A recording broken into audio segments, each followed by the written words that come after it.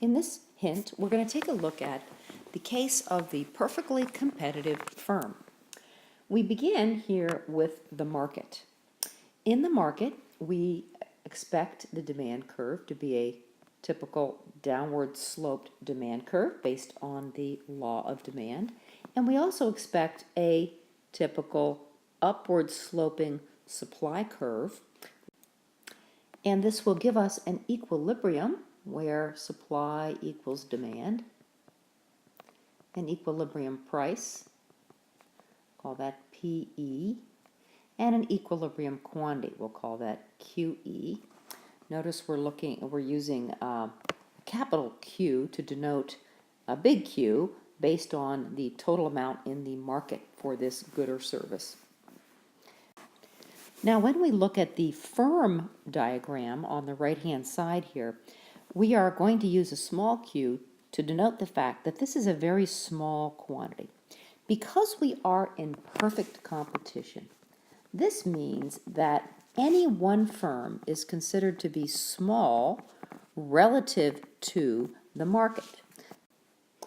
This means that no firm, such as our representative firm here, firm XYZ, can impact the market quantity or the market price. Okay? Another way of thinking of this is that this firm has to take its price as given by the market. So what we're going to do now is we're actually going to take this market price that we establish from the market, and we're going to bring it over to the diagram for the firm. And we're going to see that this PE is a price that this firm is stuck with. If it wants to sell its product in this market, it has to charge the equilibrium price, no more, and it certainly wouldn't charge any less. It'd have no reason to.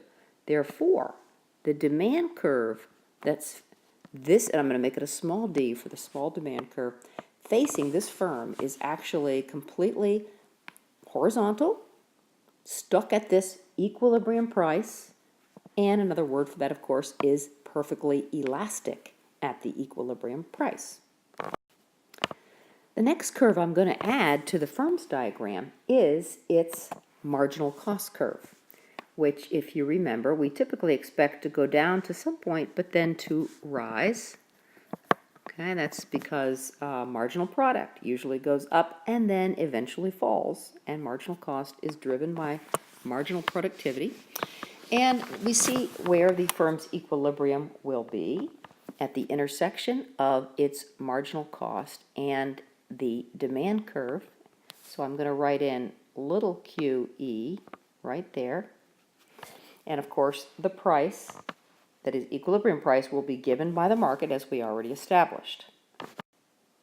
Something else that I'd like to point out here, let me just move this over to give us a little bit more room, is that the demand curve for this firm, XYZ, is also equal to its marginal revenue curve. That's going to be a special case just for perfect competition, that marginal revenue and demand are going to be the same curve.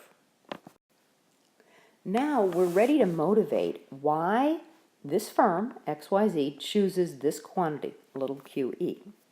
Let's start at the 0 mark here, and let's say that the firm is producing nothing, and they say, hey, should I produce this much quantity? And they go, let's see, at that quantity, marginal revenue is higher than marginal cost. That means I'm going to have some profit out of that, so yeah, I'm going to do that. And how about the next unit? Let's go over to here. Yep, that's still the case. Marginal revenue is greater than marginal cost. And again, let's do it over here. Yep, still true. When we get to QE, these two are equal. Okay, we actually have marginal revenue equals marginal cost. So they're just equal, and the firm is, in fact, indifferent to doing that or not.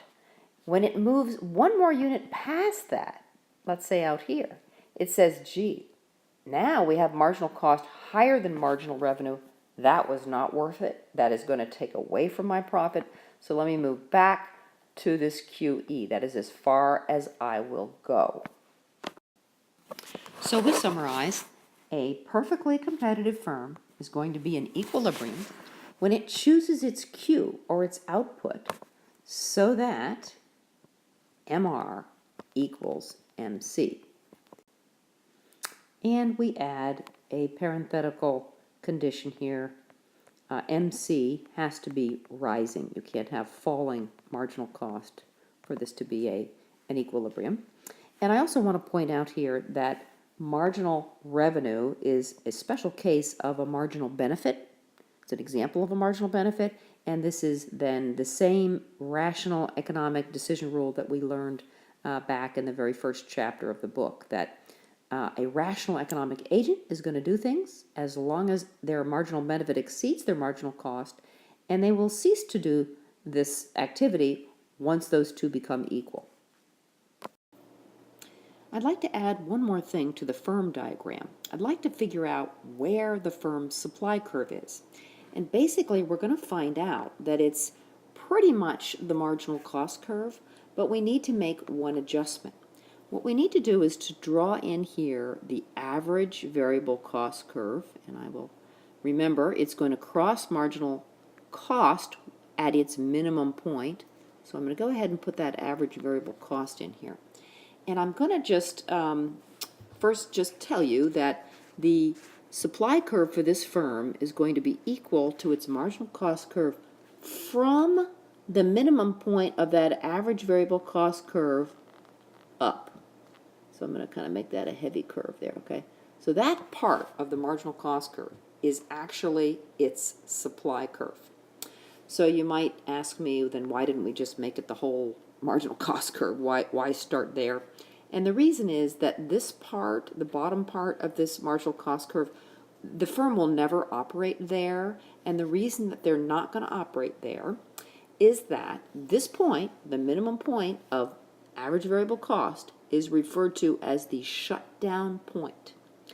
If the price here were to fall below that average variable cost, that means that that firm is losing money, more money, with every unit it sells. It's a completely irrational position. So no firm is going to operate at any price below this average variable cost, even in the short run. So therefore, we begin that supply curve at this point, and that is the firm's supply curve.